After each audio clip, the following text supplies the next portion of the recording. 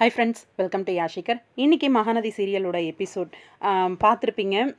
கொஞ்சம் எப்படி சொல்கிறது, விஜயை வந்து இனிமே இப்படித்தான் அப்படிங்கிற மாதிரி ஒரு ஃபியூ எபிசோட்ஸ்க்கு வந்து நம்ம விஜய் வந்து ஓடி ஒளிகிற மாதிரி தான் இருந்துகிட்ருக்கோம். காவேரியை பார்க்க வருவார் அப்படின்ற மாதிரி தான் கேள்விப்பட்டேன். மீட் பண்ணுவாங்க காவேரி விஜய் அப்படின்றது. அந்த மீட் பண்ணும்போது நிறைய விஷயம்லாம் நடக்கும். இன்னொன்று, சீக்கிரமாகவே இதுக்கு ஒரு சொல்யூஷன் வந்து கண்டுபிடிச்சிட்டா நல்லாயிருக்கும் அப்படிங்கிற மாதிரியும் கண்டிப்பாக அதுவும் கண்டுபிடிச்சிருவாங்க. ரொம்ப வருத்தப்பட வேண்டாம். ரசிகர்கள் வந்து என்னடா ஹீரோவை இப்படி ஓடி ஒளிய வைக்கிறாங்களே அப்படின்னு சொல்லி நிறையவே ஃபீல் பண்ணிகிட்ருப்பீங்க. இது ஆல்ரெடி தெரிஞ்ச ஒரு எபிசோட் தான். அதனால தான் நான் உங்களுக்கு வந்து ஆல்ரெடி அப்டேட் கொடுத்துருந்தேன். இதுவுமே இன்ட்ரெஸ்டிங்காக எப்படி கொண்டு போக முடியுமோ அந்த அளவுக்கு இன்ட்ரெஸ்டிங்காக கொண்டு போகிறாங்க. இன்னொன்று, இன்றைக்கி எபிசோட் ஃபைனலாக வெண்ணிலாவோட விஷயம் வந்து விஜய்க்கு தெரிய வருது. விஜய்க்கு தெரிய வந்த உடனே நியூஸ்லலாம் கேட்குறாரு.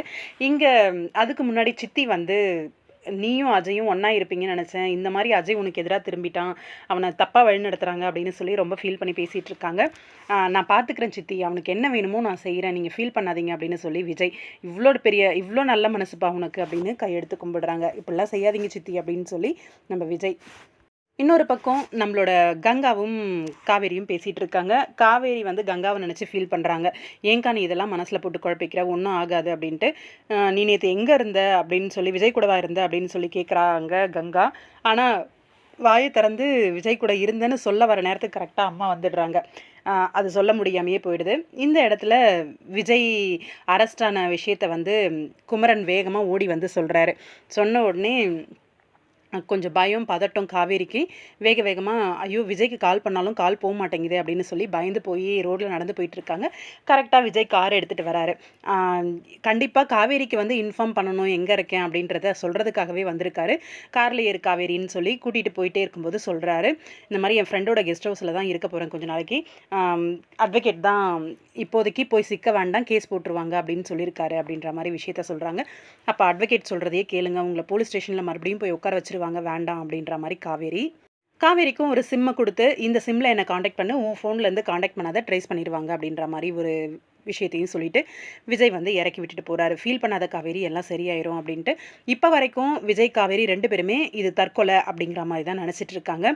இது கொலை அப்படிங்கிற விஷயத்தை வந்து கண்டுபிடிக்கல.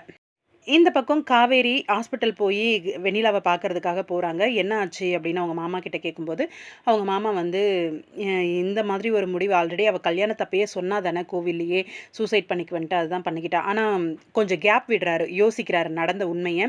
அதனால் காவேரிக்கு லைட்டாக சந்தேகம் வர்றதுக்கு வாய்ப்பு அதிகமாக இருக்குது. போலீஸும் வந்துடுறாங்க. போலீஸ் வந்துட்டு அந்த ஃபோனை, காவேரி கையிலேருந்து ஃபோனை வாங்குறாங்க. உன் ஹஸ்பண்ட் கூட பேசிட்டு தானமா இருப்ப அப்படின்னு. இல்லை சார், அவரை நேற்று கூட்டிகிட்டு போனதோடு சரி, அதுக்கப்புறம் நான் பேசவே இல்லை அப்படின்ற மாதிரி காவேரி சொல்கிறாங்க. இருந்தாலும் ஃபோனை கூட நான் பார்க்கணும் அப்படின்னு சொல்லி வாங்கி பார்க்குறாரு. கால் பண்ணியிருக்கியே அப்படிங்கிற மாதிரி சொல்கிறாங்க. இந்த நியூஸ் வந்ததுக்கப்புறம் நான் கால் பண்ணேன், அவர் எடுக்கலை சார் அப்படின்ற மாதிரி ஏதாவது சொல்லுவாங்க அப்படின்னு நினைக்கிறேன்.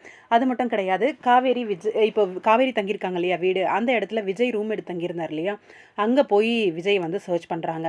அந்த பொண்ணு தற்கொலை பண்ணிக்கிச்சு அப்படின்னா அது அவளோட பிரச்சனை. இன்னொருத்தியோட புருஷனுக்கு வந்து ஆசைப்படுறா அப்படின்னும் போது அது ரொம்பவே தவறு. அதுக்காக தற்கொலை பண்ணிக்கிறா அப்படின்னும் போது அதுக்கு காரணம் விஜய் தான் தூண்டி விட்டாரு. என்னது இது கதை? எனக்கு கொஞ்சம் கடுப்பாக தான் இருக்குது. இருந்தாலும் சூசைட் அப்படின்னும் போது அதுக்கு மெயின் காரணம் விஜய் அப்படின்னு அந்த பொண்ணு ஸ்டேட்மெண்ட், அந்த பொண்ணு இன்னும் ஸ்டேட்மெண்ட் கொடுக்கல, அவங்க மாமாவோட கம்ப்ளைண்ட் அப்படின்றதுனால விஜயை பிடிக்கணும் அப்படின்னு பார்க்குறாங்க. இதில் என்ன எதுவுமே விசாரிக்கிறது இல்லை. கூட்டிகிட்டு போன உடனே கேஸ் போட்டு உட்கார வச்சுருவாங்க இல்லையா, அதுக்கு பயந்துக்கிட்டு தான் இப்போதைக்கு தலைமறைவாக இருக்க சொல்லியிருக்காரு நம்மளோட அட்வொகேட்டும். பார்க்கலாம், வெயிட் பண்ணி என்ன நடக்குது அப்படின்ட்டு. கண்டிப்பாக அப்கமிங்கும் ரொம்பவே இன்ட்ரெஸ்டிங்காக இருக்கும் அப்படின்ற ஒரு நம்பிக்கை இருக்குது. உங்களோட கருத்துக்கள் என்ன அப்படின்னு கமெண்ட் பாக்ஸில் சொல்லுங்கள்.